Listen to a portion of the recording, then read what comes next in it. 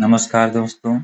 क्या आपने गौर किया कि जो सूरज हमें दोपहर में एकदम तेज सफेद या हल्का पीला दिखाई देता है, वही सूरज सुबह और शाम के समय एकदम गहरा लाल या नारंगी क्यों हो जाता है? क्या सूरज का रंग सच में बदलता है या फिर हमारी आंखों और हमारी पृथ्वी के वायुमंडल का कोई कमाल है? आज की इस वीडियो में हम इसके पीछे के पूरे साइंटिफिक रहस्य को यानी स्कैटरिंग ऑफ लाइट को बहुत ही आसान भाषा में समझेंगे।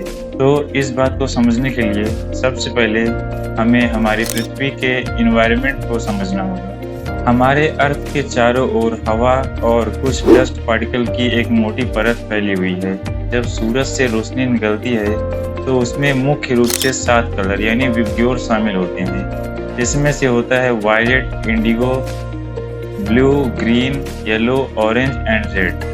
लेकिन जब यही सातों कलर वायुमंडल में मौजूद डस्ट पार्टिकल से टकराती हैं तो रास्ते में स्कैटरिंग शुरू हो जाता है। दोपहर के समय सूरज हमारे ठीक सिर के ऊपर होता है और इस समय सूर्य की किरणों को वायुमंडल के बहुत ही कम हिस्से और कम डस्ट पार्टिकल को पार करके हमारी आंखों तक पहुंचना होता है। रोशनी को बिखरने के लिए ज़्यादा समय नहीं मिलता और सातों रंग लगभग एक साथ हमारी आंखों तक पहुंच जाते हैं। इसलिए दोपहर में सूरज हल्का सफेद या फिर तेज चमकता हुआ दिखता है। सनसेट और सनराइज के समय सूरज जो होता है वो हॉरिजॉन पर होता है।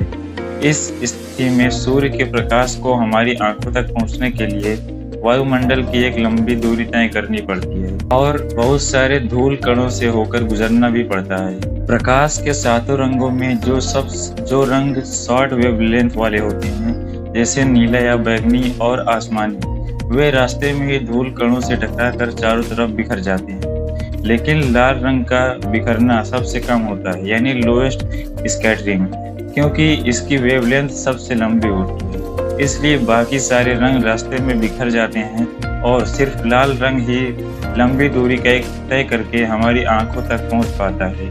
और यही वजह है कि सुबह और शाम को हमें सूरज लाल दिखाई देता है। क्या आप जानते हैं कि रंगों का हमारी आंखों और दिमाग पर भी बहुत गहरा असर पड़ता है? जैसे हॉस्पिटल में अक्सर हरे रंग के पर्दे या क्लासरूम में हरे रंग के बोर्ड का इस्तेमाल क्यों किया जाता है? क्योंकि हरा रंग हमारी आंखों के लिए न्यूट्रल होता है और इसको देखने में हमारी आंखों की मांसपेशियों को कोई तनाव या मेहनत नहीं करनी पड़ती, जिससे हमारा ध्यान और मानसिक संतुलन बेहतर बना रहता है। तो दोस्तों, अब आप समझ गए होंगे कि सूरज के रंग बदलने के पीछे का असली विज्ञान क्या है। अगर आपको ये जानकारी आसान और दिलचस्प लगी हो तो इस वीडियो को लाइक करें और चैनल पे पहली बार आए हैं तो चैनल को सब्सक्राइब करना बिल्कुल न भूलें, क्योंकि आगे आपको इसी प्रकार की और अच्छी और साइंटिफिक वीडियोस मिलती रहेंगी।